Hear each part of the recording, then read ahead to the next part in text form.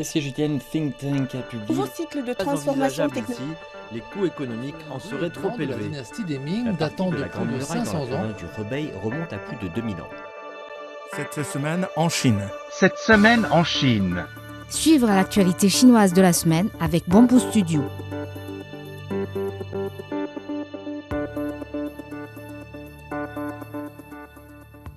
La Chine a décidé d'accorder une aide supplémentaire au Venezuela pour les opérations de secours et de reconstruction après le séisme, a annoncé lundi un porte-parole du ministère chinois des Affaires étrangères. Cette aide matérielle d'urgence supplémentaire s'élève à 100 millions de yuans, environ 14,7 millions de dollars, et va s'ajouter à l'aide financière déjà fournie, a précisé le porte-parole lors d'un point de presse quotidien. Les ressortissants chinois établis au Venezuela contribuent à l'aide aux victimes des séismes avec un don d'environ 500 tonnes de matériel de secours, rapporte l'ambassade de Chine au Venezuela. Ce don comprend de l'eau en bouteille, des biscuits, des couches, du lait, du riz, du sucre et du poisson. Cela profite à près de 10 000 familles touchées par la catastrophe.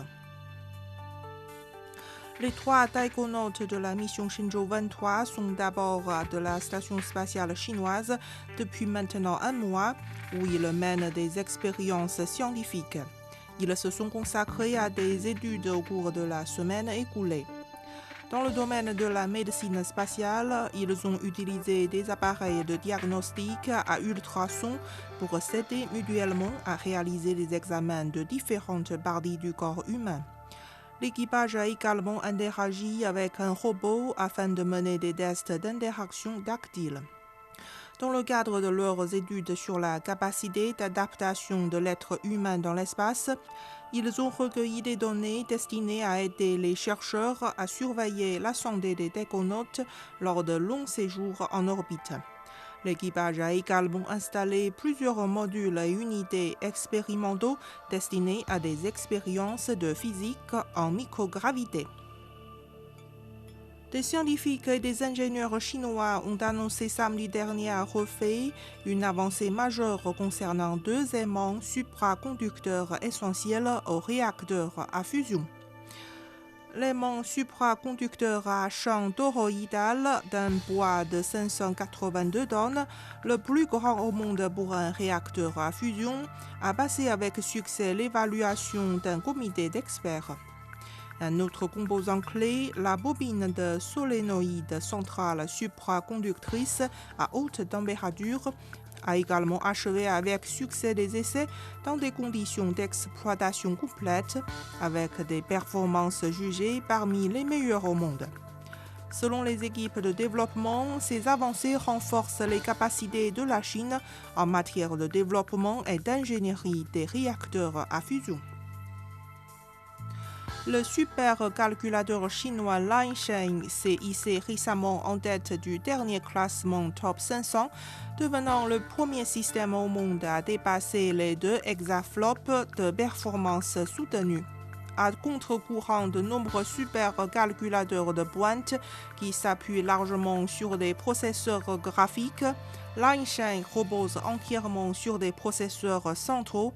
Le système intègre toutefois des unités d'accélération dédiées à l'intelligence artificielle afin de prendre en charge à la fois les calculs scientifiques traditionnels et les charges de travail liées à l'IA. L'indice des directeurs d'achat ITA du secteur manufacturier de la Chine s'est établi à 50,3 en juin contre 50 en mai, selon des données officielles publiées mardi. Parallèlement, l'ITA du secteur non manufacturier couvrant les secteurs de la construction et des services s'est élevé à 50,2 en juin contre 50,1 le mois précédent, a indiqué le Bureau d'État des statistiques. Les brise-glaces de recherche chinois Xuelong et Xuelong 2, qui ont participé aux expéditions polaires chinoises dans l'Arctique et l'Antarctique, ont entamé mercredi une activité porte ouverte au bord de Dalian, ville de la province chinoise du Liaoning.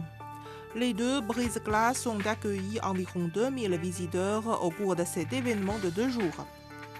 Les visiteurs ont découvert le pont, les laboratoires, le pont d'envol et des quartiers d'équipage des participants aux expéditions.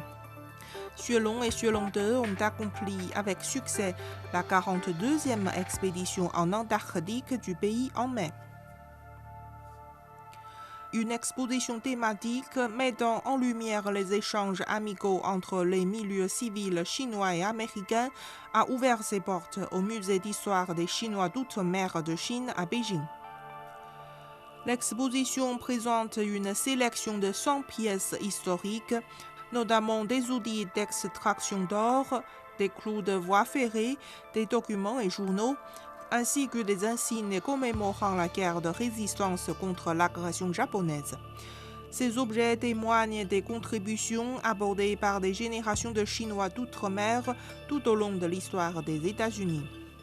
Selon les organisateurs, cette exposition vise à mobiliser les énergies pour favoriser un développement sain, stable et durable des relations sino-américaines et à perpétuer l'amitié entre les peuples des deux pays.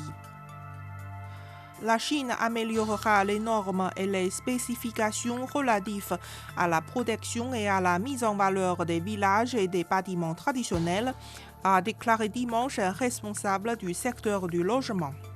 La Chine a inscrit 8155 villages sur la liste nationale de protection des villages traditionnels, tandis que plus de 5000 villages supplémentaires figurent sur des listes de protection au niveau provincial.